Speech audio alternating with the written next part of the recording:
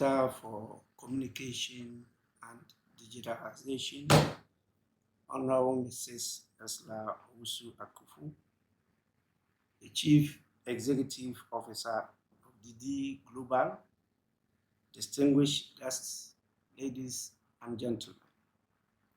It is an honor and a pleasure to be part of this trailblazing program, the Inter-School Public Speaking Competition. I am particularly pleased by the recognition and the rare opportunity given to me to deliver the keynote address at this year's launch. There is no doubt that the Inter-School Public Speaking Competition is making significant contributions towards shaping the future of our country. The youth of every country undoubtedly represents the wealth and life of the country. Investing in the youth and tendering them into creative and innovative leaders to ensure sustainability in the growth and development of the country is the best way to go. Giving the youth a voice in the affairs of a country provides a platform for the seamless integration of the concerns into nation building, which promotes inclusiveness and sustainable development. In recent times in Ghana, there are some positive developments in the country that we should commend and not condemn. The formation of youth groups and movements in response to the call of His Excellency the President, His Excellency Nana Addo Dankwa Akufo-Addo, to Ghanaians, not to be spectators, but citizens in the governance of the country, should be encouraged and supported by all well-meaning Ghanaians. So youth groups such as Youth in Politics, Youth in Development, Fix the Country Now, are all positive developments that should be encouraged and supported. And this resonates loudly with the call of the Inter-School Public Speaking Competition for the youth of Ghana to participate in the debate on nation building. I commend highly DD Global for this initiative. The theme for this year's competition, Digital Inclusion, Promotion and Protection of Child Rights Online, is a clarion call to respond to the reality of cyberspace and its inevitable explosion in our daily activities, its benefits, and the associated dangers. Indeed, the emergence of electronic media as a pervasive feature of our everyday life is not lost on the global population. The amount of information it generates and the communication it promotes, no doubt, contributes immensely to global interconnectedness and the peace and development of the world. Its benefits permeate through all facets of social endeavor, including telemedicine, commerce, and many others. Its influence in education is particularly revolutionary, having transformed the library into a rather huge platform where access to books and other learning materials has been enhanced beyond measure, while writers no more have difficulty in getting their ideas across to the reading world. In the midst of the pandemic, when the physical interaction of the global population was challenged, cyberspace came to the rescue of humanity, and many industries have survived or thrived on the back of the digital world. It therefore holds the future of the world, which explains why access needs to be enhanced for the global population, especially the teeming youth in our educational institutions. However, cyberspace brings along unique challenges. Primarily, digital identity is elusive and difficult to control.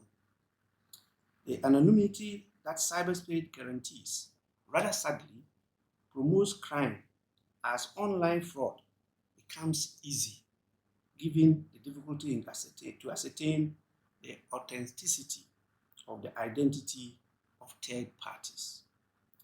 The vulnerability of children is particularly a major concern for reason of the rising middle class, which promotes children's access to cyberspace in the face of reducing parental control.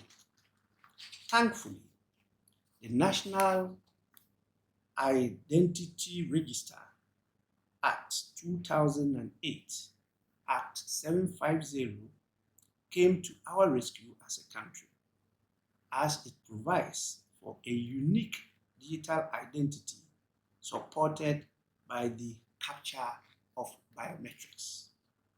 This act is complemented by the enactment of the Cyber Security Act of 2020, Act 1038, which act devotes an entire chapter to the protection of children online. It imposes a fine of not less than 2,500 penalty units for the procurement, publication, and possession of an indecent image of a child. A minimum jail term of 5 years for cyber talking of a child and dealing with or aiding and abetting of child for purposes of sexual abuse, and a minimum 10 years jail term for sexual extortion. These penalties reflect the seriousness that Parliament attaches to the protection of child's rights online.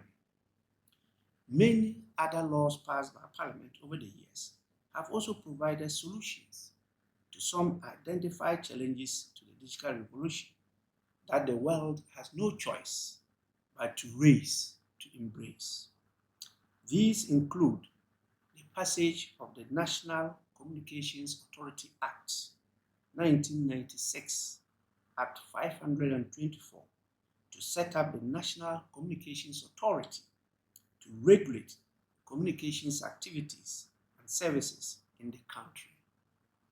Also, the National Information Technology Act Agency Act 2008 set up the National Information Technology Agency NITA to regulate the provision of information communication technology, ensure the provision of quality information communication technology, promote standards of efficiency, and ensure high quality of service.